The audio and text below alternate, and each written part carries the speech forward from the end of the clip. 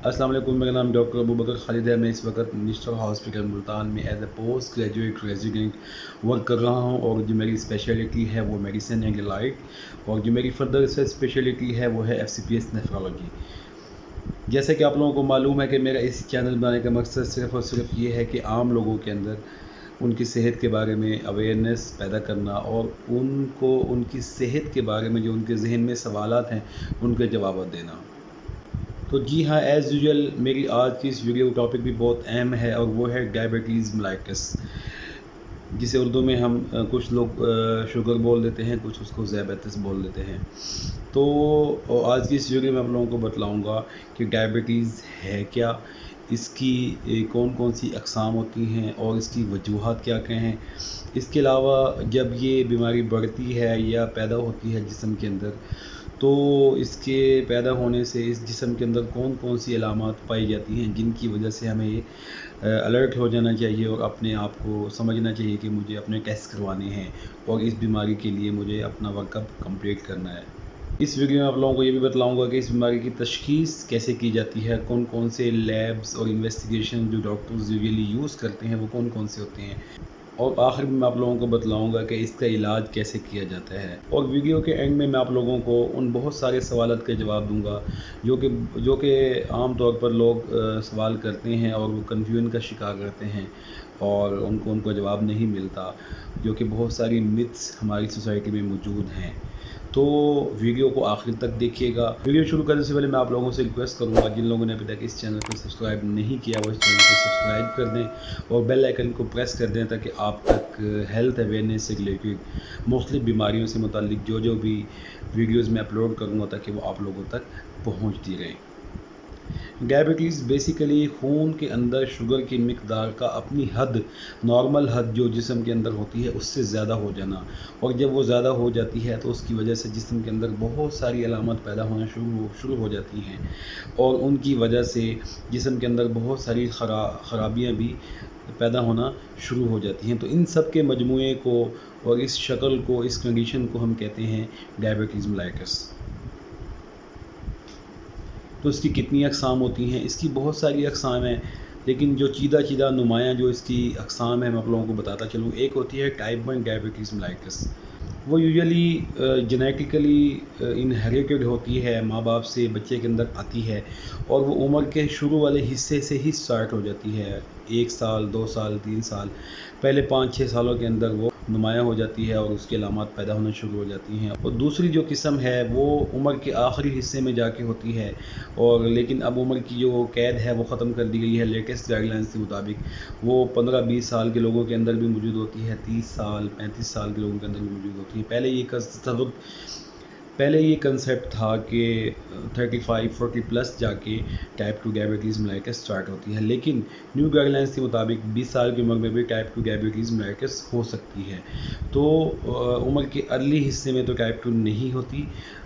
दो puberty gain करने के बाद, एडल्ट होने के बाद 20s में 30s में ये बीमारी पाई जा सकती है। इसकी एक तीसरी किस्म भी है जिसे हम कहते हैं जेस्टेशनल डायबिटीज़ मेलाइटस।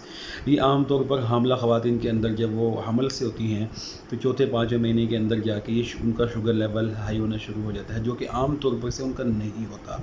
तो उसकी भी तशख़ीस होती है और आम तौर पर से वो उसका इलाज मुयस्सर है और हो जाता है। अब मैं बताता हूँ कि शुगर का जो मेकनिज़म है, पैथोफिजियोलॉजी है, वो क्या है, ये बीमारी जन्म कैसे लेती है। जिस्म के अंदर एक उज़्व है, एक ऑर्गन है जिसे हम पेंक्रियाज, लबलबा जिसे उर्दू में हम बोलते हैं, उसके अंदर से एक हार्मोन निकलता है, उसका नाम होता है इंसुलिन। जब जिस्म के अंदर शुगर का लेवल हाई होता है, जब हम खाना खाते हैं या कोई भी हम मीठा मशरूब या कोई मीठी चीज़ इस्तेमाल करते हैं, तो वो इंसुलिन लबलबे से निकलता है और वो सारा शुगर लेवल नॉर्मलाइज़ कर देता है। तो बीमारी में क्या होता है? बीमारी में ये होता है कि या तो वो हार्मोन जहाँ जाके उसने अपना काम दिखाना होता है, जिस जगह पे जाके उसने एक्ट करना होता है, जिन रिसेप्टर से उसने बाइंड करना होता है, वहाँ पे वो अपना बाइंड नहीं कर पाता, वहाँ पे वो अपने एक्शन दिखा नहीं पाता। या तो उस रिसेप्टर में मसला होता है या फिर उस रिसेप्टर के अगेंस्ट रेजिस्टेंस डेवलप हो जाती है, जो कि इंसुलिन वहाँ पे अपने एक्शन नहीं दिखा सकती। तो इसे हम कहते हैं टाइप 2 डायबिटीज़ मेलाइटस। और जो टाइप 1 होती है, जो कि मैं आप लोगों को पहले किस्म बता चुका हूँ, उसमें क्या होता है, उसमें जो पेंक्रियाज जो लबलबा होता है, जो उसके अंदर जो सेल होते हैं जो इंसुलिन बनाते हैं वो ही नहीं होते, वो शुरू से ही नहीं होते, वो जेनेटिकली ऐसी उसके अंदर नुक्स होता है कि वो इंसुलिन बना ही नहीं पाते। तो ये है टाइप 1 डायबिटीज़ मेलाइटस। इस तरह इसकी बहुत सारी अक़साम हैं और वो उन सब का जो खेल है, रद्द-बदल है, इन्हीं दो चीज़ों के अंदर है। या तो इस हार्मोन पैदा ही नहीं होता, या हार्मोन पैदा होता है तो वो अपने रिसेप्टर पे जाके एक्ट नहीं कर पाता। अब मैं आप लोगों को बतलाऊँगा कि जो डायबिटीज़ होती है या शुगर जिसको बीमारी लग जाती है, उसके अंदर कौन कौन सी अलामत पाई जाती हैं।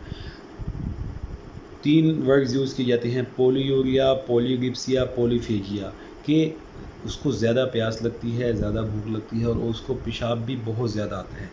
इसके अलावा उसको भूख बहुत ज़्यादा लगती है।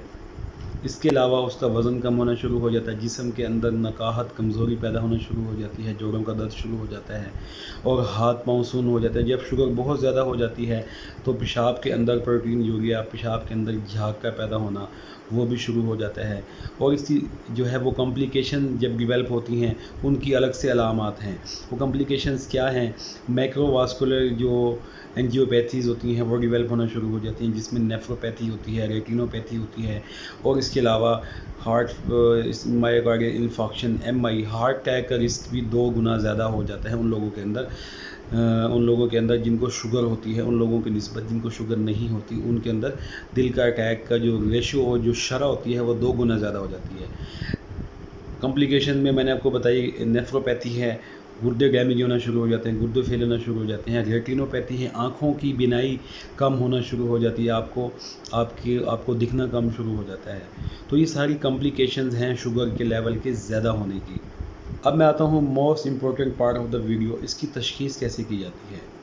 शुगर की तशख़ीस जब किसी इंसान के अंदर ये अलामत पाई जाती हैं कि उसको प्यास ज़्यादा लग रही हो, उसको भूख ज़्यादा लग रही है, उसको पेशाब बहुत ज़्यादा आ रहा है, तो उसको चाहिए, और उसका वज़न भी कम हो रहा है, उसको कमज़ोरी महसूस हो रही है और उसको अपनी पेशाब की जो हैयत है, शक्ल है, वो तब्दील होती दिखाई देती है, तो उसको चाहिए कि वो अपने फ़िज़िशियन से फ़ौरन रब्ता करे।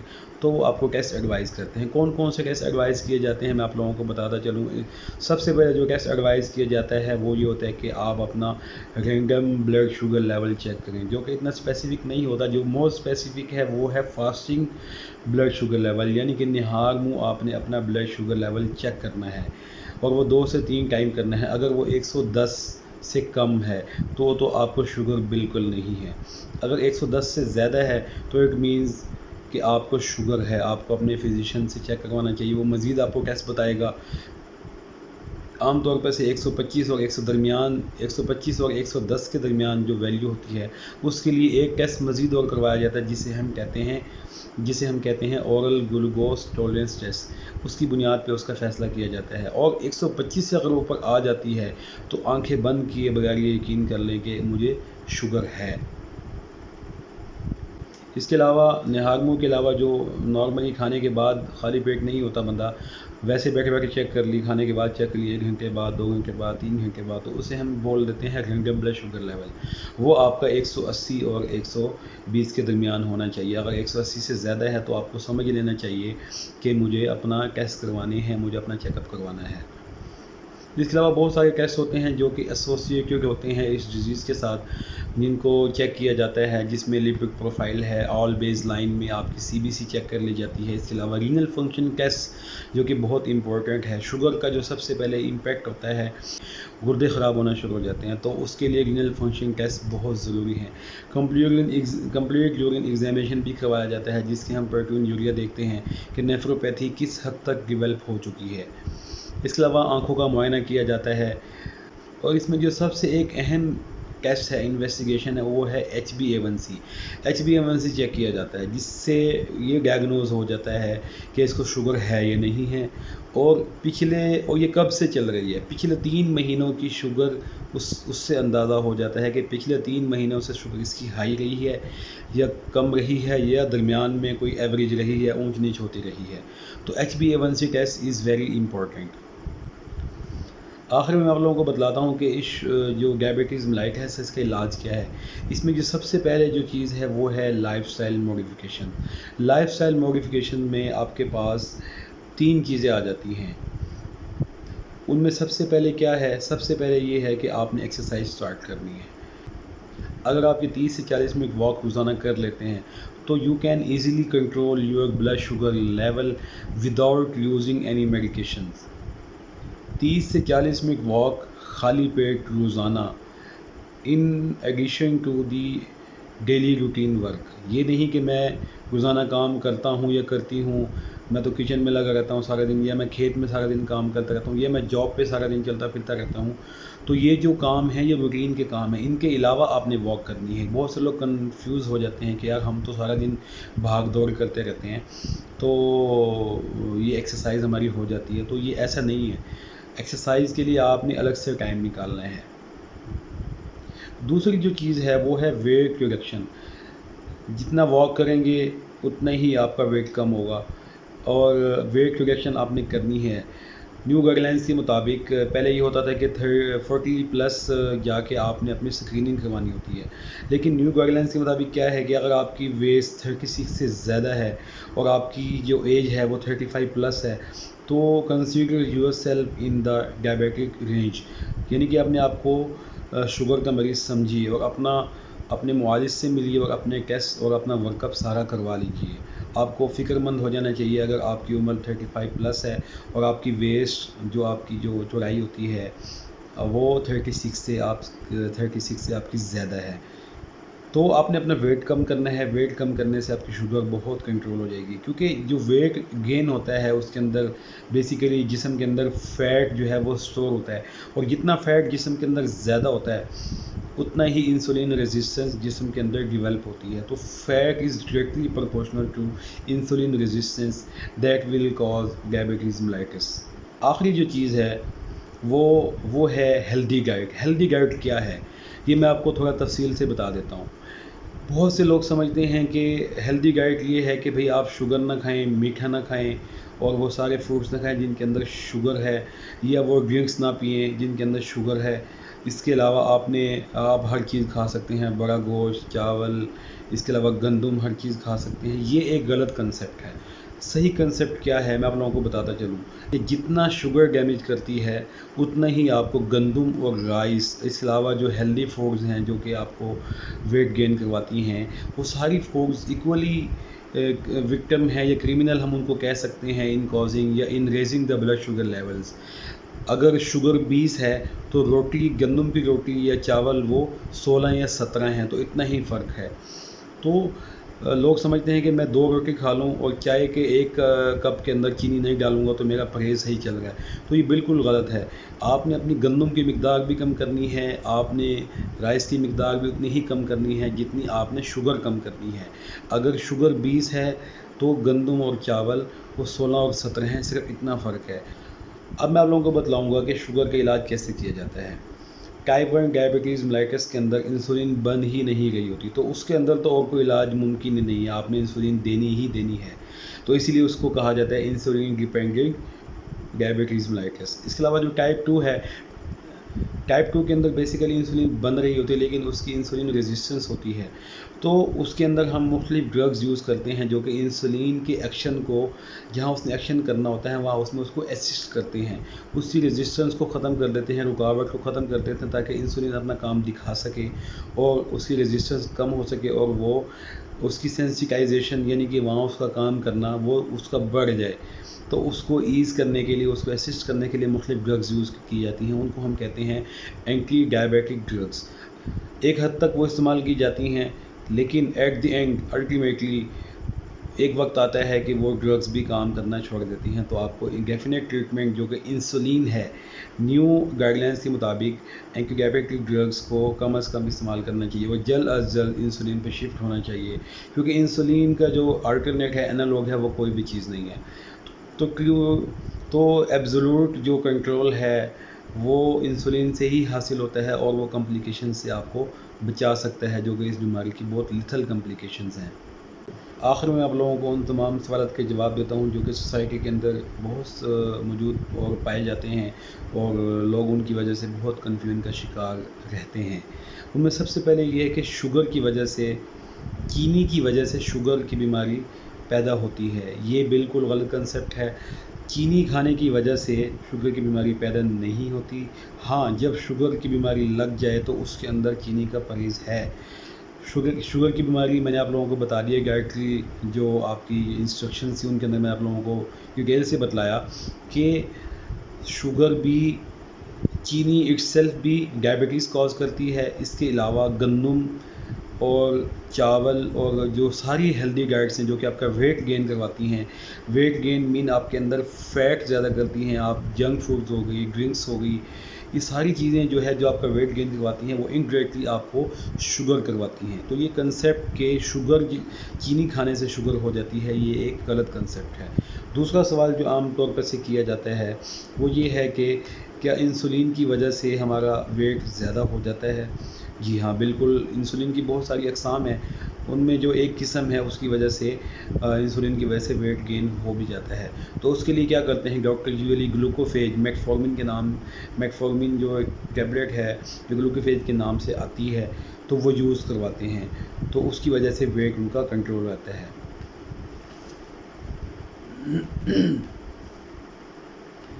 एक और मिथ वो ये कि जो टाइप 1 और टाइप 2 डायबिटीज़ मेलाइटस है उनकी एज क्या होती है। मैंने आप लोगों को बतला दिया कि टाइप 1 है वो तो always early in onset, early in age होती है और पैदा होते ही वो कुछ सालों के अंदर वो अपना अलामा ज़ाहिर कर देती है। जबकि जो टाइप 2 है वो आपको पहले तसव्वुर किया जाता था कि 35-40 प्लस के बाद जाके वो डेवलप होगी तो होगी वरना नहीं होगी, लेकिन अब 20s के अंदर भी और 30s के अंदर भी केसेस मिल रहे हैं, तो इसकी एज जो है वो कोई फिक्स और डिफाइंड नहीं है। एक और सवाल वो ये किया जाता है कि जो गेस्टेशनल डायबिटीज़ मेलाइटस है, हामला ख़वातीन के अंदर जो शुगर जब उनको हमल होता है तब वो हो जाती है, जब वो हमल ख़त्म हो जाता है तो वो ख़त्म हो जाती है। लोग यही सवाल करते हैं कि क्या ये हमारी जो शुगर पैदा हो गई है हमल के दौरान, क्या ये चलेगी, ये ख़त्म हो जाएगी खुद ब खुद? जी हाँ, ये ख़त्म हो जाती है, लेकिन वो ख़वातीन जो 35 या इससे करीब, इस एज के करीब होती हैं, तो उनके अंदर अगर गेस्टेशनल डायबिटीज़ मेलाइटस डेवलप हो जाती है तो हमल ख़त्म होने के बाद मे बी वो उस उम्र को पहुंच चुकी होती है, क्योंकि तो वो शुगर उनकी कंटिन्यू रहे, वो रिज्यूम रहे और उसका इलाज उनको करना पड़े, क्योंकि वो ऑलरेडी उस एज को पहुंच चुकी है जिसके अंदर हमल ना भी हो तो उनके अंदर वो शुगर पैदा हो जाती है। तो लिहाजा लो 30s होती हैं जिनके अंदर ये प्रेगनेंसी होती है, प्रेगनेंसी इंड्यूस हाइपरग्लाइसीमिया होता है, तो वो नॉर्मली यूजुअली प्रेगनेंसी ख़त्म होने के बाद वो अपने नॉर्मल लेवल पे शुगर खुद ब खुद आ जाती है। आखिर में मैं आप लोगों को बतलाऊँगा कि जो ड्रग्स हैं टाइप 2 डायबिटीज़ के अंदर जो यूज़ की जाती हैं वो कभी भी अल्टरनेट नहीं हो सकती इंसुलिन का। तो insulin is always preferred over anti diabetic drugs. जल्द अज जल्द अगर insulin control anti diabetic drug से शुगर कंट्रोल नहीं हो रही तो इंसुलिन पे शिफ्ट हो जाना चाहिए ताकि कॉम्प्लिकेशन से हम बच सकें। मैं उम्मीद करता हूँ कि मेरी ये वीडियो आपको बहुत पसंद आई होगी और आपको बहुत फ़ायदा देगी, और आप इस वीडियो को उन लोगों तक लाजमी शेयर कीजिएगा जिनको ये मसला दरपेश है, वो इस मसले की वजह से बहुत परेशान है और जिनके जहन में बहुत सारे सवालात हैं शुगर के बारे में, तो उन लोगों तक लाजमी शेयर कीजिएगा और चैनल को सब्सक्राइब करना मत भूलिएगा और अपना फीडबैक कमेंट सेक्शन में लाजमी दीजिएगा। अस्सलाम वालेकुम।